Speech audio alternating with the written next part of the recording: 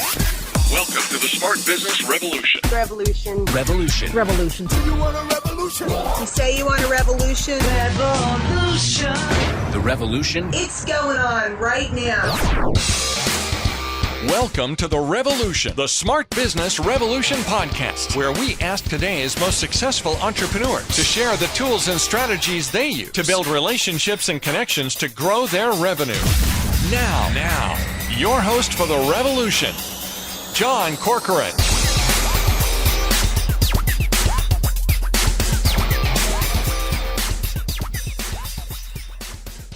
All right, welcome everyone. John Corcoran here. I am the host of the show. You know, if you are new to listening to this podcast, go check out some of our archives because we've got some great episodes with smart CEOs, founders, entrepreneurs, professionals from all kinds of companies, including Netflix, Kinko's, YPO, EO, Activation Blizzard. Got Grubhub coming up in a couple of days.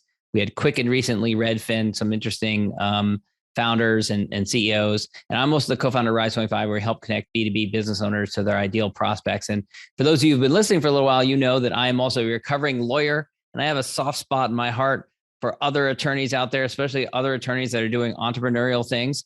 And so I was introduced recently to an entrepreneurial lawyer who's here today to talk about some of the work that digital agencies are doing, which of course, as you know, from some of the different episodes that I've done, are some of the most vibrant areas of the economy where some of the most cutting edge work is done before it gets rolled down to other parts of the economy. So first, shout out to Joe Rinaldi, principal that was Clutch, who introduced me to today's guest. His name is Gabe Levine. He is the attorney and principal at Matchstick Legal. And he's got a long career in the legal world. Perhaps most interesting, at least to me, is that we have the same alma mater, both undergrad and law school, which is pretty unusual. He graduated before me from law school, and he worked at a bunch of different San Francisco Bay Area firms.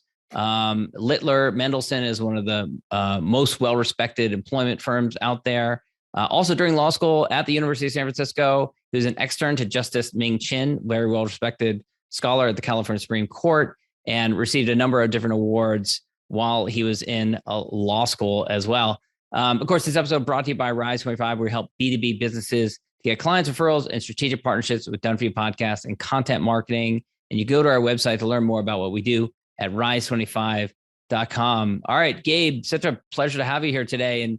And first of all, I want to get to this viral video that really kind of kickstarted your career, kind of a really famous early viral video that you started telling me about. I didn't even know about it before we hopped on a call here today that you were involved in it, but I knew it instantly when you started to describe it to me. We're going to get into that viral video that maybe you've seen as well. But before we do, after you graduated from UC Santa Barbara, where we both went, you went and did the night shift. You're going out, driving around Santa Barbara, driving a cab around Santa Barbara, which is a beautiful place. Not as beautiful at night, but still a nice place. And I want to hear some crazy stories about driving a cab around Santa Barbara, honing your entrepreneurial chops, picking up drunks in the middle of the night. Yeah. Well, thanks for having me, John. I appreciate it.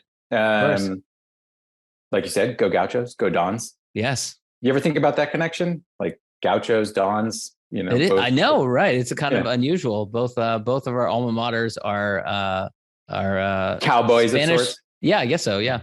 Argentinian. Yeah. I drove a cab. I had a year to kind of kill between college and law school. At least I thought I was going to do law school, but I hadn't yet taken the LSAT. My wife, who was my then girlfriend, had another year to go in college. So I needed something to do. Me and my buddy were sitting around looking at the want ads over the summer after, my senior year, his junior year. Because that's the thing you did back then when you're looking for a job. Yep. That's what you did. Yep. In the Independent Journal, or I think that's what it was called, the Santa Barbara. No, that's the Marin Independent Journal, the Santa Barbara News Press. Independent or something. Yeah, there's the News Press. Yeah. Mm-hmm. One of those papers. So it sounded pretty easy. We kind of knew the streets around downtown. We both lived there for a year. So we tried it, got our cab licenses, which wasn't too difficult. Actually, scarily easy. Yeah. And drove around, and the first night I think I made like $120 after gas and tipping the dispatcher, which is a thing you do if you want good rides. So I was hooked. I did that for almost a year while I studied for the LSAT and hung around Santa Barbara and ate and drank too much. in preparation for law school. And yeah, there's plenty of crazy stories. Tell me the craziest. I mean, must have had some crazy people hopping in the back seat. Well, okay. I think the craziest was actually, so there's a bunch of bars in Santa Barbara and a bunch of college kids, and, they're getting way too blasted. And I was 21 for reference. And one night I went to pick up at this bar where we didn't have any friends. We had friends at a lot of bars, and they would call us for generally like good rides or better rides. And this bouncer is like practically dragging and corralling out, what you would think was a wild animal, but it had to be like a maybe 21-year-old girl who was like out of her mind on more than just booze. Surely more than had to have been. And he tries to stuff her in the back of your cab. They want to stuff her in the back of a cab. Yeah. Yeah. Yeah. 1999. Yeah. And it was like, no. And then, she can't decide who to yell at, and whether it's me or the bouncer. And I'm like, there's just no way I'm taking her, and you got to get her to the hospital. And she was like, kicking the roof of the cab. I mean, it was crazy. That ended. You hope that we make as a society are making more responsible choices these days, but I'm not so sure. That's certainly happening in parts of the country and the world, I suspect. Everybody's got Uber now, so it's a little different. But I definitely had people snorting various or some type of drug, which I would guess would have been cocaine, off of the rate card. Hey, can I see your rate card for a minute? So it's like we had a little card that you just needed something flat. Yeah. There were some college kids, maybe, doing a little more than they should have back there. A little sex in the back seat? Possibly, maybe just oral sex. And that was annoying me. So I kept hitting the brakes. Definitely had people puke in the cab. And so I would take them to an ATM and like make them give me money. So I think it was like $60 or $80 if you puke in the cab. Oh man. Yeah, that's probably long enough on the cab stories. Yeah. And any older women that were kind of prowling on the prowl? Right. Yes, totally. I mean, it's Santa Barbara for sure. There, again, I'm 21, and there were some, around 2:30 in the morning, sometimes 3:40. You pick up from particular bars like Joe's, or I don't even think it exists anymore, Tiburon and on Upper State Street, and yeah, there would be some lonely. It's funny to say this now since I'm 45, but 40 somethings looking at like, the 21-year-old cab driver like a piece of meat and propositioning me. And I was living with my now wife, then girlfriend, so I didn't take them up on it, but there was some aggressive behavior, let's just say. Yeah. Wow. So naturally this is, normal transition to law school, from undergrad to law school, right? That's what you do, right? You do this kind of work. Mm-hmm. But so you go to law school and you end up working at a bigger firm for a few years, and then go work at a smaller firm, a more entrepreneurial firm where you kind of learn the chops. And the thing with the practice of law, unfortunately, is that when you're young and just out of law school, you don't get the best experience most of the time if you're at a bigger firm, right? Like they kind of like grinding you. Sounds like you got better experience at the second firm, and that's where your big opportunity came along. So tell us about this viral video that really kind of helped establish your career. Okay. Yeah. I mean, really quickly, the big firm I was at, they gave decent work, but you worked with whatever partners wanted you, and that didn't always work for me because I have a strong personality, and some of them did as well.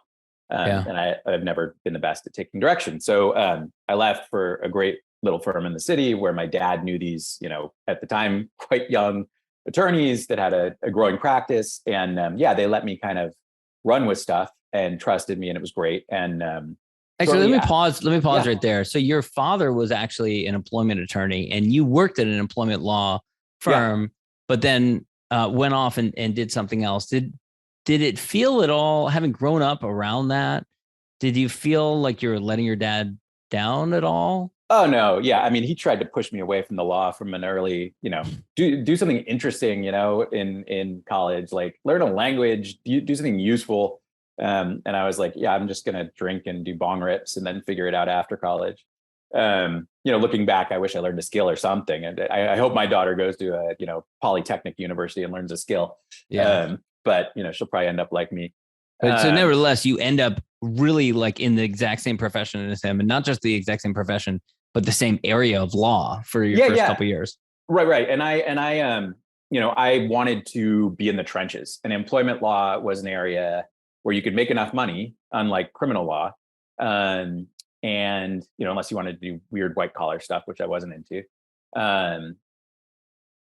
where you could make enough money and get thrown in the trenches, because not every case was, high stakes litigation. And at the time I went to Littler, the rates were very reasonable, like way back then. So I did, get thrown in the trenches, but I didn't have a dream of being an employment lawyer. It was kind of like a vehicle to do something interesting, which I thought was like being in a courtroom and administrative hearings. But I fell out of love with that pretty quickly and just wanted to, I didn't even know, do I like law? So I go to this small firm, and they let me be a lot more entrepreneurial.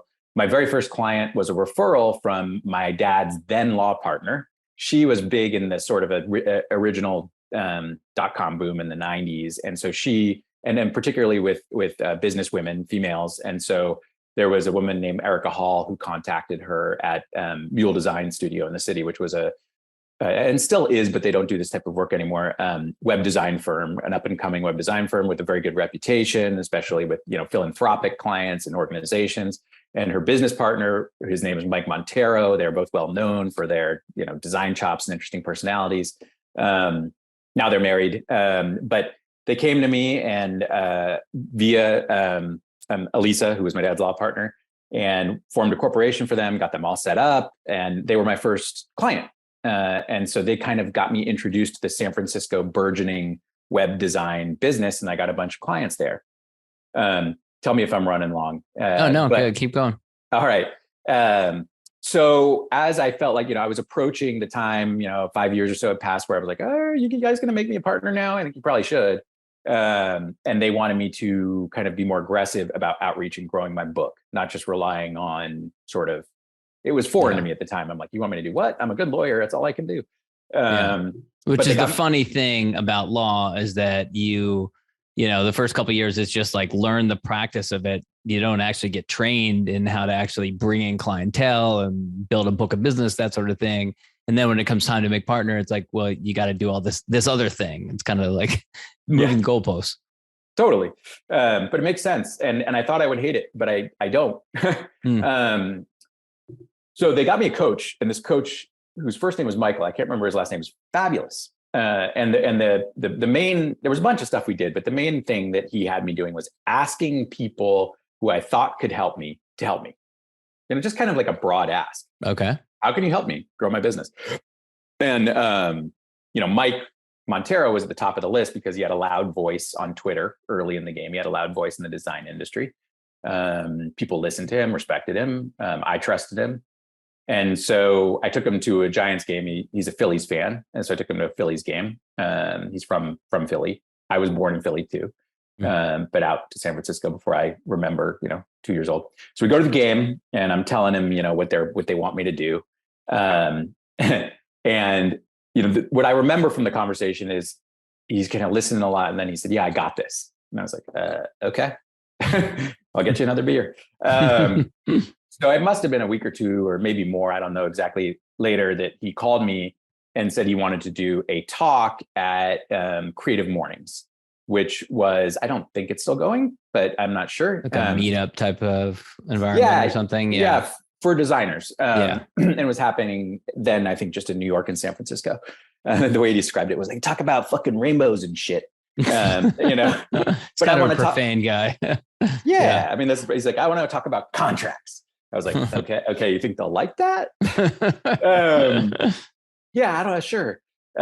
So we put it all together. And I think it was like Mike's first real big talk. I'd done a few things, but it was more like MCLE-ish or training people, not like entertaining. And so we did this talk, and he titled it "Fuck You, Pay Me," and it went really well. And I started getting clients like from the 150 or so or 200 people that were in attendance pretty quickly. And you got to put your head back in 2011 when there wasn't a TikTok and there was no such, they couldn't just put a video on YouTube and have it go out. Like it's not going to get, people aren't going to watch it.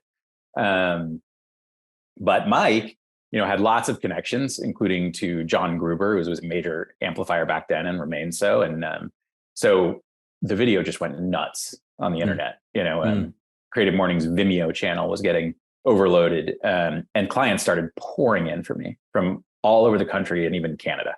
So even Great Britain. It was crazy. There's people emailing you saying, I saw this video. Email. And remind me, so I haven't watched the video in a while, but remind me again what your role is in the video.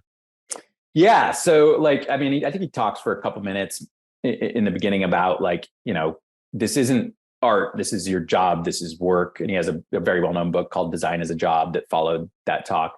You need to get paid for it, right? And how do you get paid? You have a good contract, So here, I'm going to introduce my lawyer to talk about contracts. And then we kind of did a shtick the rest of the way. Yeah. It was serious enough, but it was shticky. Yeah. Were you nervous going into that? Yeah, I was. It's a big room.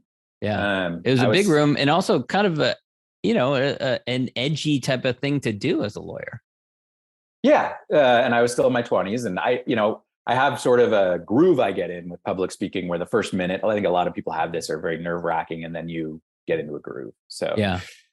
I don't think I was quite as nervous as Mike, but did you tell the firm that you were at the time? Did you tell them, so we're going to do this speech thing? I did. And they're kind of buttoned up guys. But I think, they recognized that it was, first of all, it was an outgrowth of their recommended, coach. And I think they recognized hey, this could be good. Yeah.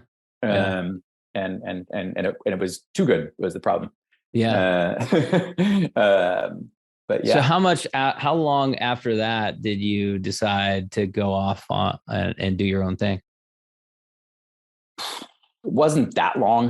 Because that can be tempting. Like all of a sudden you got enough business coming in to cover your overhead. You can do the math really quickly. And it's like, well, why am I making this smaller amount here?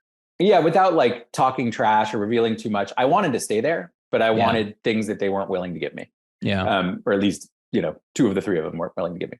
So, so I left, and I kind of flew my flag under my dad and Elisa's firm. I was just of counsel, but I needed insurance and, billing and all that stuff. And then after a couple of years, it felt like a real partnership. So I became a partner there, and things were working really well for me. And partner with your dad. Yeah. And Elisa Baker. What was that like being a partner with them? Fine. We had, very different practices. It was good even at times. Their partnership was, it was more of a eat what you kill, somewhat decentralized practice. So that makes it easier, because then it's just kind of you're just kind of sharing office space in a sense, I guess. Yeah. Sharing office and expenses. Yeah, exactly. So it worked out well. Yeah. My dad can be a very intense dude, but he's a super chill lawyer. He was very comfortable at that stage of his career, at least, with the practice. So, he plays guitar in his office.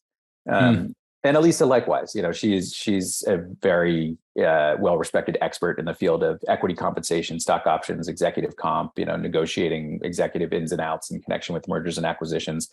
So they're both very comfortable in their roles. And I think I kind of was too. And I was just loving life, growing my own little practice. After a couple of years, though, it became evident that at some point in the not too distant future, they're fading off. And this was always going to be a stepping stone. So I had to think about my next thing. Yeah.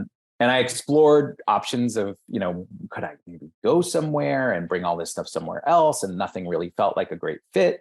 Talk to some people. And so I just was like, you know what, I'm just going to plant my flag. So again, stop me from going long, but I did that it officially launched January 1st, 2017. I incorporated Groundwork Legal. And I practiced under Groundwork Legal for a couple of years. It was, again, too successful, and I had too much work. And was some of it a carryover from that original momentum that you had on the viral video and everything? Absolutely. There's another major source that I should talk about at some point of, where I and my partner and our third attorney, who will soon be our partner, get our work in sort of the digital agency space. But that to this day, I still, not nearly as much. I would get one inquiry a week for years about that video. Wow. But to this day, every few months, somebody's coming to me because they saw the video. Yeah. 11 years later. That's amazing. And talk about some of the other things that you've done in order to build that practice that led to there being too much work coming in. Okay. Well, again, ultimately, the proximate cause of this again was Mike. So shortly after the video, there was something called Shop Talk that the principals at then Happy Cog, the then principals put together, which was a very well-known web design firm with some big personalities attached to it. And Shop Talk was a gathering of sort of very interesting folks at the top of the web design field in these smaller agencies, these sort of bespoke agencies. And Mike got me invited. So there I am, a young lawyer in a room full of the best prospects I could have. And it was fun. And I met a lot of very cool people, and I made the connection to that group. And that group grew into what is now called the Bureau of Digital. And I met at that first one, Carl Smith, who now owns the Bureau of Digital. He's become a very good friend of mine. And the Bureau of Digital is rapidly growing sort of membership organization with resources and events for digital agencies. And so that is a place that I'm connected to. And we, get a lot of referrals and, good word of mouth stuff from there. And we do presentations and create content for them. Yeah. Yeah. And talk a little bit about that, how you've kind of evolved into this world of digital agencies, because we were talking about this a little bit before the call. And, it's no surprise that the world of laws can be a little stodgy and antiquated. And it's based on this premise that people get registered, take a bar exam in 50 different states. And now business is conducted across borders, across international borders. And, there's no such thing really as businesses being confined to one state. And yet the practice of law is kind of like still stuck in that idea. So how is law adapting, or is it not? Or how should it adapt? I thought I'd give you a softball, just a small question. To my mind, not adapting pretty well, not adapting very well. Law is behind the times, like a lot of old stodgy professions. There's certainly no reason for a state level bar exam for, in my view, transactional law, at least, transactional business law. A contract's a contract.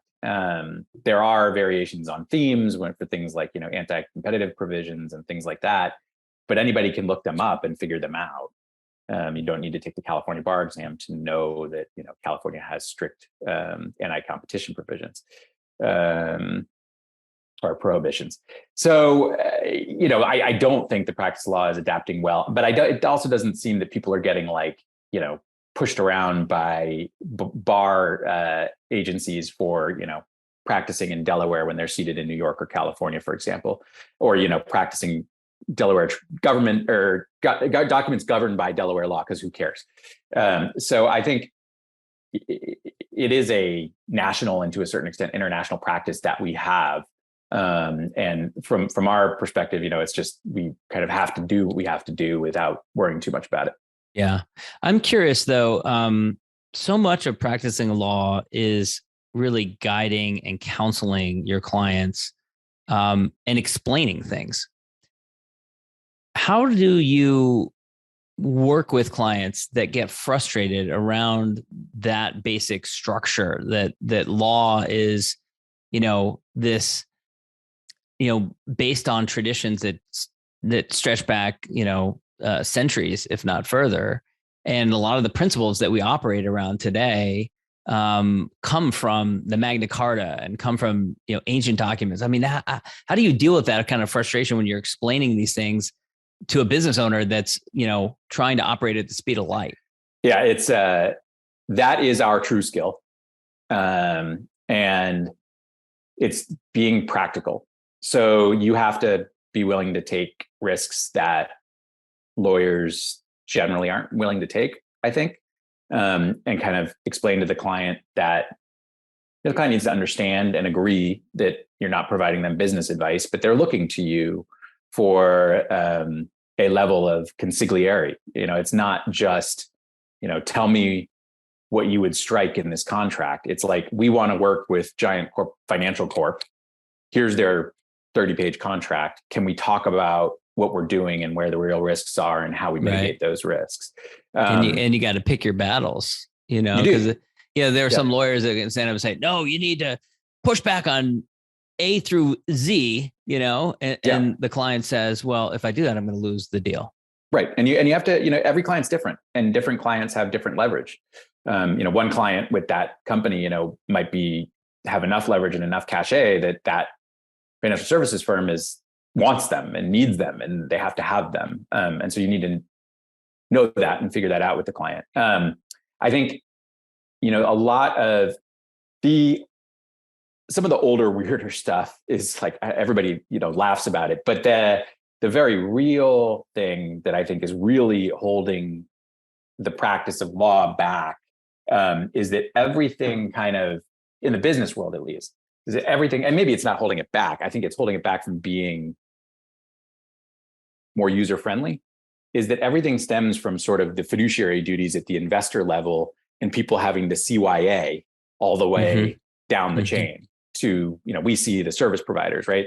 They're even our clients, though, are sometimes going down the chain to subcontractors or independent contractors and their employees. And so all these contracts are covering the ass of the next person up, the next, all the way up back to the ultimate investor, who gets the best contract, be they individual stockholders or, very large shareholders of privately held companies. So you see the genesis of that kind of trickle all the way down to these really unrealistic and frankly impossible provisions in a lot of contracts, just to sort of shift the risk and tell the auditors that they put those provisions in their contracts. And that you have to be honest about that and recognize it and tell your clients, and then pick your battles.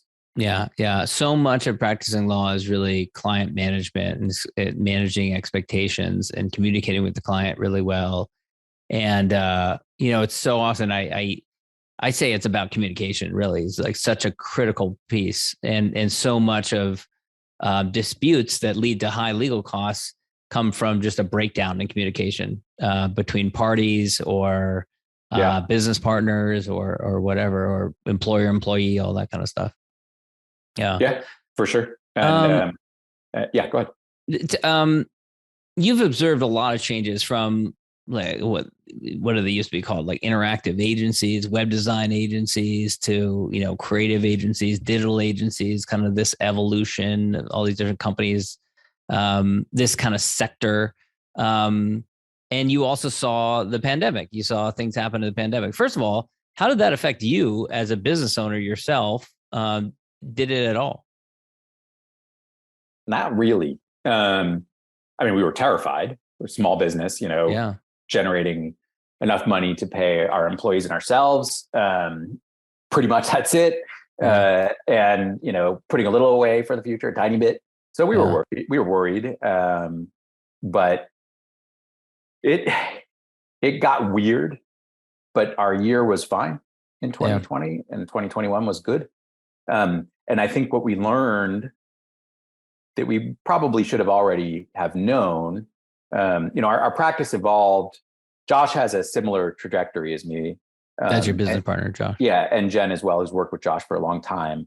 Josh and I merged. Groundwork Legal and Create Legal merged in 2017 and became Matchstick Legal. That's what happened there. And so we've practiced for going on 4 years now, 17, 18, 19, 20, no, longer. I don't know, 18, 19, a while. 4 or 5 years, Yeah, under Matchstick. And it's been really good. So we saw sort of everything move to the web. Everybody saw everything move to the web. Business is conducted on the web now. It's conducted, not just on the web, but on devices, call it the web, digital devices. So what started out as, hey, I'm a service provider for creating a company's presence or an organization's presence on the web is now, and then that would be the web design firm, to a digital agency of, I do everything for these folks. And there's various types of digital agencies or whatever they call themselves that do things from creating complex software applications, whether it be design development or both of those applications, to literally just, using ad budgets, which now includes like SEO type spending with Google and LinkedIn and things like that. So it's all kind of under the rubric of digital agency. And every day, it seems like there's something new that clients we work with and clients that might want to work with us or we might want to work with that they do. And there's always a new platform. Like you can be a specialist in how to advertise on Amazon. We have clients that do that. Yeah. And so it's been quite the evolution, and it feels like suffice to say, it withstood the pandemic. Yeah. In fact, I have clients that, specialize in certain areas like wine, for example, where their revenue went nuts because everybody was ordering wine online. Yeah. It's funny thinking back on the areas of the economy that thrived and there's economy that didn't, and sometimes surprising, the companies that were really well diversified and the companies that weren't, because no one really saw this kind of thing happening or anticipated it, or some did, but, a lot didn't. With, you mentioned, Amazon, there's Facebook, there's Google, there's so many different platforms that are involved in business these days, whether you're running ads online. I haven't practiced law in about 5 or 6 years now, but to my mind, it seems like there's all these different legal elements, issues that can come up between terms of service here and, big tech company there, many more layers of complexity than there was even like 6 or 10 years ago. Is that an accurate assessment? Yeah, absolutely. And it's a puzzle putting it all together, and the clients are like, wait, what? Because, and this is one of the things that's kind of impossible, is there's 7 layers of intermediary subcontracting. Yeah. And Big Corp doesn't want, we own everything you give us. Yeah. No, that's not how the web works. That, that's how, video games kind of worked in 1992. That is not, and they were 3 million to build back then. Yeah. That is not how the web works. The reason you can get all this work done for $500,000 is because everything's pre-built and it's just piecing it together. And there's a lot of stuff you got to license, and we can't spell that all out now because we don't even know what the heck we're going to build for you. You're bringing us in at an early strategy stage and all the way through, deployment. Yeah. And the privacy stuff, it is brutally complex. We're not experts on all of it, but we do our best to kind of navigate and understand it and help our clients, again, to make like prudent choices about where they're going to spend their legal dollars. Yeah. What are you most excited about in the digital agency space as we record this near the tail end of 2022? I'd say for the last 5 or 6 months, it's kind of felt like we've emerged from this pandemic. We're kind of going back to normal. But what are you most excited about in the digital agency space? What are your eyes on? What's happening? That's interesting. Most excited about maybe collaboration. I think we represent primarily, from freelancers up to about 200 people shops. And I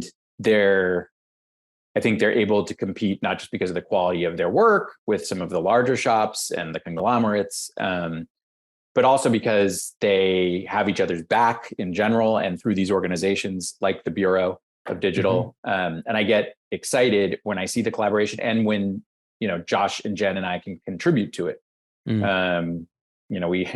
We rolled out a standard agreement for digital agencies back in 2018, and that felt really good. And we gave a talk, and it felt, I felt empowered doing it because the goal was to create something that is the true standard. And so when we're talking to, big firm lawyers and they say, this is standard, we say, no, it's not. When you go to a lawyer or a general contractor to work on your house, or a doctor or an accountant or blah, blah, blah. You don't bring a contract with you. You sign, when somebody provides you professional services, you sign their contract. If you want to talk about what's standard, it's not what's standard at the big firms. It's what's standard in digital agencies. And what's standard in digital agencies is what we say it is, because we represent more of them than anybody else by a good stretch.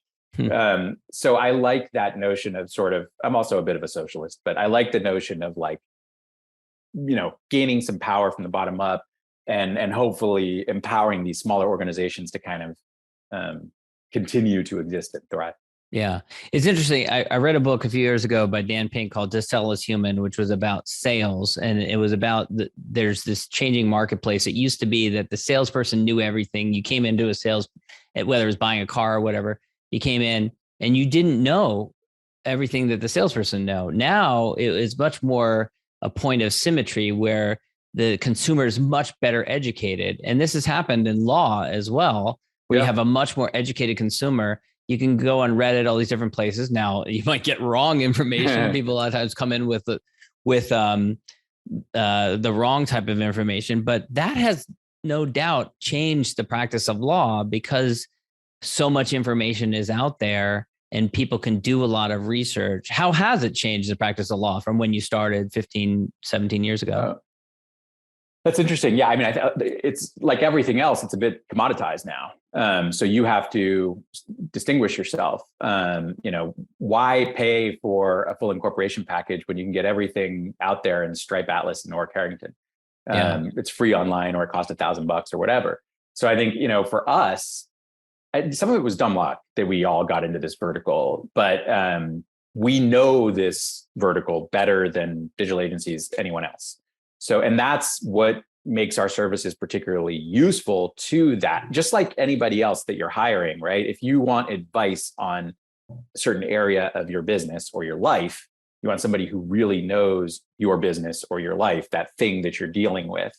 And so we, for us, as things have gotten commoditized, we've tried to be unique in that we provide unique templates, documents, advice, negotiation strategies for our clients. And also, Josh built an entire sort of suite of contracts, and we rolled out a separate LLC and a website called msa.com, EMESSAY.com, where people who can't afford our services can buy a suite of contracts tailored for sort of small studios and freelance designers and that sort of thing. So we're kind of growing with that. We are also trying to move back to a more traditional retainer model, because one of the things that we do is we are incredibly responsive, generally very low cost for what we do. And so, we're kind of giving away a lot of what people can't get at other firms. So we're trying, like everybody else, to move to more of a reasonable retainer model, like a subscription model, in the same way that MSA service will. So I think that's kind of what's happened a little bit with the practice by virtue of the passage of the last 15 to 20 years. Yeah. Gabe, this has been really interesting. Thank you so much for taking the time to talk to me. Where can people go to connect with you, reach out, ask you questions? Where can they go? Yeah, absolutely. It's matchstick.legal, matchstick.legal. And there is a general sort of contact us form there where you can hit all of us. It'll go to all of us. My email is gabe@matchstick.legal, GABE. Our phone numbers are up there on the web as well. I've got a LinkedIn page that you can hit me up at. I think it's Gabriel Levine is my LinkedIn profile. And it was my pleasure. Thank you for having me. All right, Gabe, thanks so much. You're welcome. Thank you for listening to the Smart Business Revolution podcast with John Corcoran. Find out more at smartbusinessrevolution.com. And while you're there, sign up for our email list and join the revolution. Revolution. And be listening for the next episode of the Smart Business Revolution podcast.